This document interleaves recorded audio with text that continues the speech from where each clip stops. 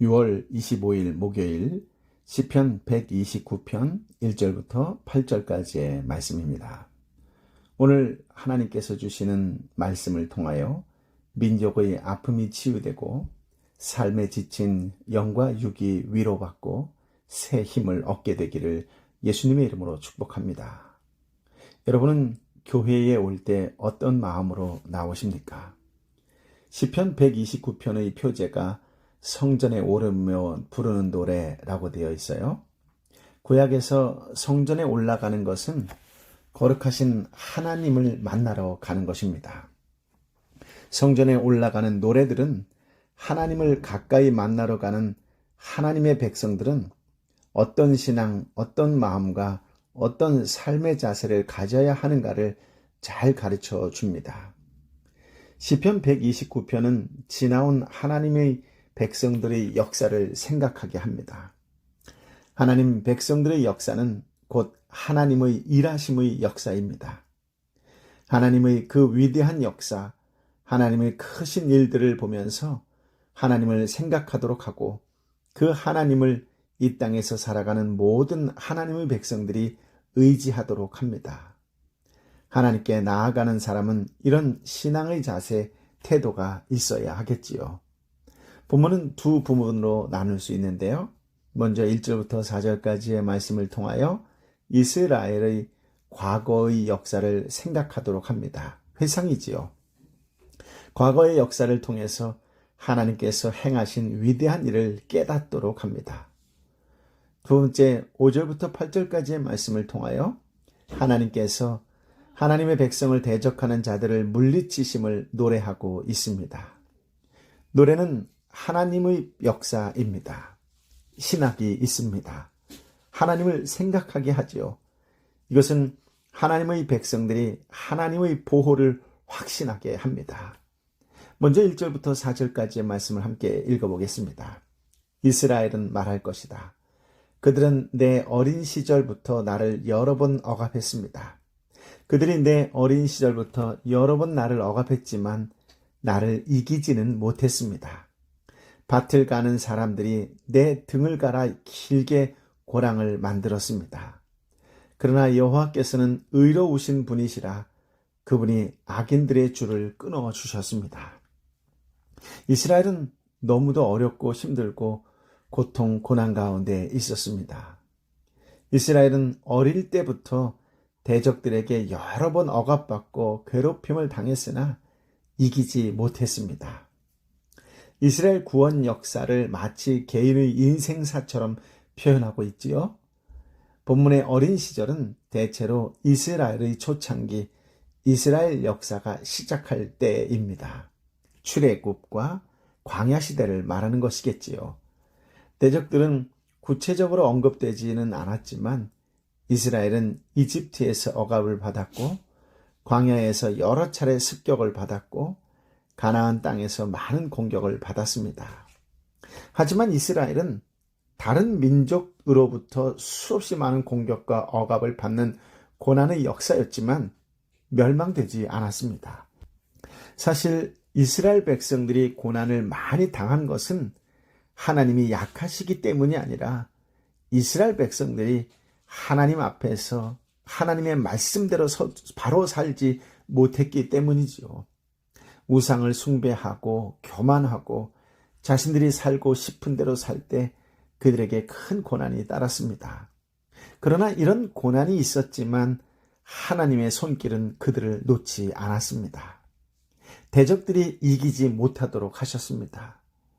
역사를 잘 들여다보면 그 사실을 알 수가 있다는 것이죠.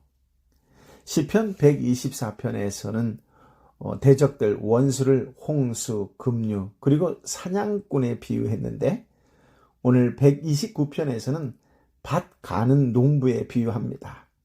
농부가 쟁기로 밭을 가는 모습으로 비유한 것이지요.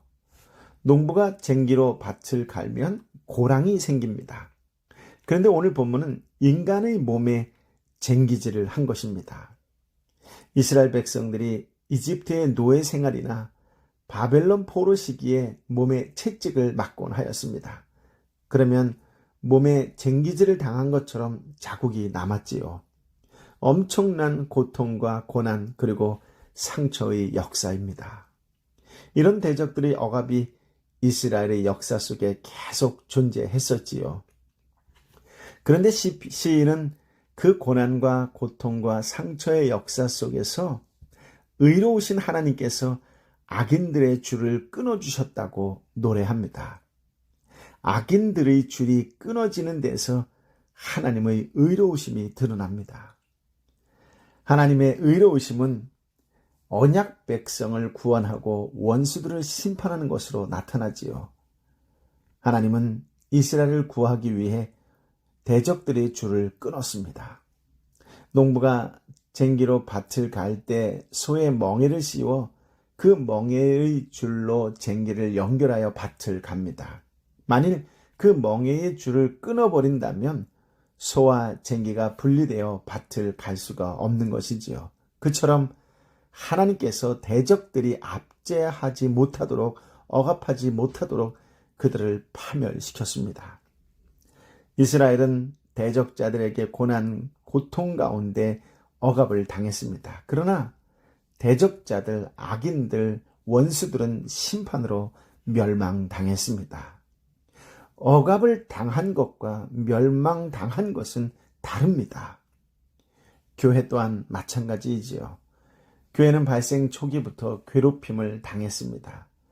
그런데 교회를 박해하는 세력이 아무리 교회를 없애려고 해도 교회는 없어지지 않습니다. 약한 듯 하면서 강한 것이 바로 교회입니다. 지는 듯 하면서 끝에 가서는 이기는 것이 교회입니다. 없어질 듯 하면서 뒤에 가서는 왕성한 모습을 보여주는 것이 교회이지요. 초대교회가 그랬습니다. 종교개혁자들이 그랬습니다. 청교도들이 그랬습니다. 일제시대 때 한국 교회가 그랬지요. 중국의 교회도 그렇습니다. 북한의 교회도 그런 것이 증명될 날이 곧 올 것이라 믿습니다. 개인의 신앙의 역사도 그렇습니다. 아무것도 아닌 것 같으면서도 알고 보면 가장 중요한 것이 바로 신앙입니다. 하나님의 백성들은 고난과 고통을 당할 수 있습니다. 그러나 결코 망하지 않습니다. 하나님께서 대적들이 이기지 못하도록 보호하시기 때문이지요.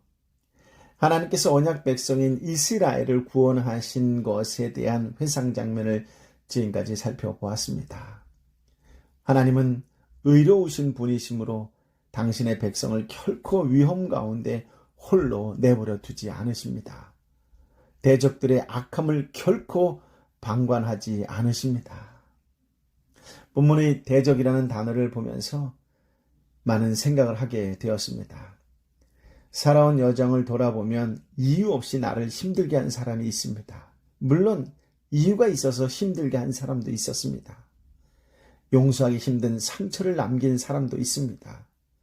그 상처로 지금도 여전히 힘든 삶을 사는 사람도 있습니다. 도대체 그들은 왜 그런 것일까요? 왜 상처를 주면서까지 교회를 다니는 것일까요? 과연 교회 안에 대적이 존재해야 할까요? 여러분의 대적자는 누구입니까? 그러나 무엇보다 오늘은 하나님께서 오늘까지 어떻게 나를 구원하시고 인도하시고 보호해 주셨는지에 대하여 그 은혜를 묵상하고 글로 정리해 보시기를 바랍니다. 그 묵상 가운데 하나님의 놀라운 은혜가 임하게 되시기를 예수님의 이름으로 축복합니다. 5절부터 8절까지의 말씀입니다. 시온을 미워하는 사람들은 다 수치를 당하고 물러가라. 그들은 자라기도 전에 시들어버리는 지붕 위의 풀 같아서 베는 사람이 자기 손을 채우지 못하고 모으는 사람이 그 품을 채우지 못하리라. 지나가는 사람들도 여호와의 복이 너에게 있기를 빈다. 여호와의 이름으로 우리가 너를 축복한다 라고 하지 않으리라.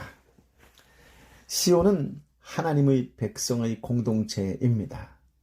시온을 미워하는 자들은 다 수치를 당하여 물러가라고 선포하라고 했지요. 시온은 이스라엘의 시온산에 있는 예루살렘 성전에 하나님이 임재해 계신 곳을 염두에 둔 표현입니다. 이스라엘은 하나님의 언약 백성으로서 하나님의 임재가 있고 하나님의 목적이 있는 대상입니다. 그러므로 이스라엘을 대적하는 것은 하나님을 대적하는 것으로서 하나님이 심판하실 것입니다. 그런 의미에서 이스라엘 대적하는 자들은 수치를 당하여 물러가라고 담대하게 선포하는 것입니다. 하나님께서 수치를 당하도록 역사하십니다. 고대 근동의 가옥들은 평평한데 그 지붕은 회반죽이나 타르나 재나 모래를 반죽하여 바릅니다. 그리고 그 갈라진 틈으로 풀들이 나기도 하지요. 가난한 자들의 가옥일 경우 진흙과 볏짚으로 지었는데 그 경우에는 풀이 더 많이 나긴 합니다. 그런데 지붕에 난 풀은 뿌리가 깊지 못하여 뜨거운 햇볕이 내려찌거나 광야에서 뜨거운 바람이 불어오면 곧 시들고 말라버리고 말지요. 추수꾼은 한 손에 곡식 이삭을 쥐고 다른 한 손에 낫으로 그 곡식 이삭을 뱁니다. 또한 그 벤 곡식 이삭들을 모아 양손에 줄을 잡고 곡식단을 품에 안아 묶습니다. 그 곡식을 벨 때와 묶을 때에 곡식이 가득하면 추수꾼의 마음이 뿌듯하지요. 하지만 쭉정이로 가득하면 실망할 수밖에 없습니다. 악한 사람의 경영은 영원하지 않습니다. 대적들의 길은 잠깐임을 비유를 통해서도 알 수 있지요. 하나님의 백성들을 대적하는 존재들이 잠깐은 형통한 것처럼 보일 수 있지만 궁극적으로 지붕의 풀과 같이 되는 것입니다. 이스라엘의 대적들은 그 지붕의 풀들과 같이 멸망하고 가치없는 존재로 전락합니다. 그래서 지나가는 자들도 여호와의 복이 너에게 있기를 빈다. 여호와의 이름으로 우리가 너를 축복한다 하지 않는다는 것입니다. 룻기 2장 4절을 보면 보아스가 베들레헴에 와서 베는 자들에게 여호와께서 너희와 함께 하시기를 원합니다 라고 인사를 해요. 그러면 그 곡식을 베는 자들이 여호와께서 주인 어른께 복 주시기를 빕니다 라고 화답을 합니다. 하나님의 복이 서로에게 임하기를 원하는 인사였던 것이지요. 추수꾼이 추수를 할 때 지나가는 사람들이 풍성한 곡식을 거두는 추수꾼을 향해 하나님의 축복을 빌며 축하합니다. 그런데 지붕 위의 풀을 베는 자에게는 그런 축복을 하지 않는다는 것이지요. 하나님의 백성들을 대적하는 자들은 축복의 인사를 받을 수가 없는 사람들입니다. 하나님의 복이 임하지 않으면 하나님의 저주가 임할 수밖에 없습니다. 하나님께서는 대적자들에게 수치를 주실 것입니다. 대적자들은 하나님에게서 오는 복을 누릴 수가 없습니다. 이런 사람들이 이 땅에서 때로는 번영을 누릴 수도 있지만 분명한 것은 하나님께서 주시는 복이 아니라고 하는 것입니다. 지금도 우리의 삶에 대적자들이 존재합니다. 여전히 하나님의 백성의 삶을 비웃는 사람들이 있습니다. 기도하는 것을 비웃고 예배를 비웃습니다. 하나님의 말씀을 진리라고 하면서 따르는 것을 비웃습니다. 때로는 대적하기도 합니다. 주일이면 교회로 모이기 위해서 가려고 할 때 그것을 몹시 싫어하고 갖가지 방법을 동원해서 가지 못하게 합니다. 우리의 믿음과 가치를 조롱하고 신란하며 심지어 핍박하기도 합니다. 그런 사람들의 삶은 결국 어떤 길을 가는 것일까요? 무의미한 짓을 행하는 것이고 하나님의 복과는 관계없는 길을 가는 것입니다. 그들의 인생은 이 땅에서 지붕의 풀과 같을 뿐이지요. 반대로 신실하게 하나님을 섬기는 하나님의 백성들은 때로는 이 땅에서 고난을 당하는 삶을 살 수가 있습니다. 우리 주님께서는 주님을 따르는 삶을 살 때 고난이 없다고 하지 않았습니다. 오히려 고난이 있다고 말씀하셨지요. 심지어 주님 자신도 고난을 당하셨습니다. 그러나 고난이 하나님의 뜻을 이루어 가시는 주님의 행보를 꺾지는 못했습니다. 그 고난이 하나님의 뜻을 온전히 이루기 위해서 살아가시는 주님의 걸음을 멈추게 하지는 못했습니다. 우리도 마찬가지입니다. 하나님의 나라를 위해서 살고 주 예수 그리스도를 위해서 살 때 갖가지 고난을 당할 수 있습니다. 그러나 우리도 하나님을 신뢰하고 하나님의 뜻을 이루고자 하는 길을 걸을 때 그 고난은 우리의 길을 꺾을 수가 없지요. 그들은 결코 믿음의 사람을 이길 수 없습니다. 영원한 생명과 진리가 우리에게 있기 때문입니다. 살아계신 하나님께서 우리를 보호해 주시기 때문입니다. 하나님의 보호하심을 확신하고 주님의 길을 걷는 사람이 진정으로 주님을 따르는 자요 참으로 예배하는 하나님의 사람입니다. 그 어떤 경우도 하나님께 맡기는 자세로 살아가십시오. 우리는 이긴 싸움, 결과가 확정되는 길을 가고 있습니다.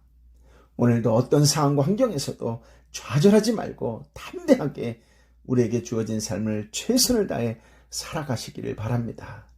승리의 이름, 예수님의 이름으로 여러분의 삶을 응원합니다. 축복합니다. 아멘. 아버지 하나님, 귀한 말씀, 생명의 말씀을 허락하여 주시니 참으로 힘이 솟는 위로의 말씀을 허락하여 주시니 감사합니다. 감사합니다. 살아계신 주님을 찬양합니다.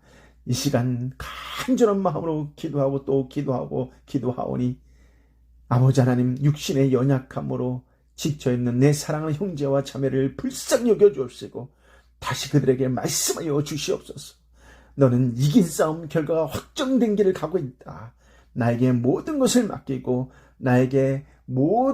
맡기고 나만 바라보고 신뢰하라고 하나님 말씀으로 저들에게 임재하여 주시옵소서.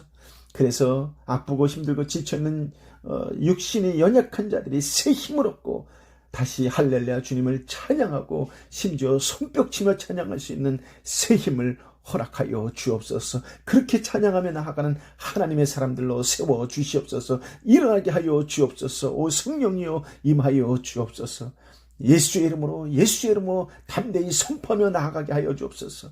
상황과 환경을 예수의 이름으로 선포할 때 어둠과 같은 귀신들이 일곱 길로 도망가는 역사가 일어나게 하여 주옵소서. 연약한 육신이 치유되고 회복되는 역사가 예수의 이름으로 일어나게 하여 주옵소서. 예수의 이름으로 치유될지어다. 예수의 이름으로 회복될지어다. 예수의 이름으로 열릴지어다. 예수의 이름으로 해결될지어다. 하나님 믿음으로 선포하며 나아가는 하나님의 사람들이 되게 하여 주옵소서. 경제적으로 사회적으로 어렵고 힘든 자들도 예수의 이름으로 선포할 때에 새 길이 열리고 놀라운 앞길이 열리는 역사가 예수의 이름으로 열리게 되게 하여 주시옵소서. 열릴지어다. 예수의 이름으로 열릴지어다.